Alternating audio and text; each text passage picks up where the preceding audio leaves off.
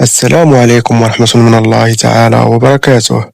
سأقدم لك في هذا الفيديو تقديما شاملا لمباراة إسبانيا ضد النمسا في دور 32 من كأس العالم 2026. ستجرى هذه المباراة اليوم الخميس 2 من شهر 7 2026 على أرضية ملعب لوس أنجلوس بالولايات المتحدة الأمريكية على الساعة 8 بتوقيت المغرب، الجزائر وتونس، والعاشرة بتوقيت كل من السعودية ومصر.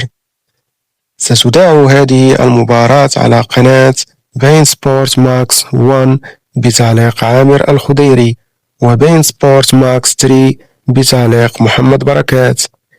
تدخل إسبانيا هذا اللقاء عيناها على فوز سهل من أجل تعزيز سيطرتها وكذلك تفاديا للإصابات والإجهاد، محافظة على لاعبيها لمباريات أصعب.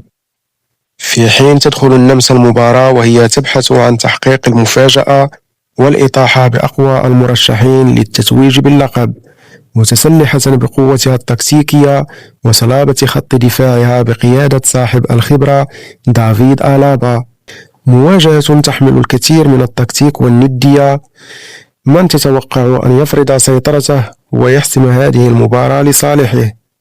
شاركونا توقعاتكم لنتيجة المباراة في التعليقات. فرجة ممتعة وإلى اللقاء.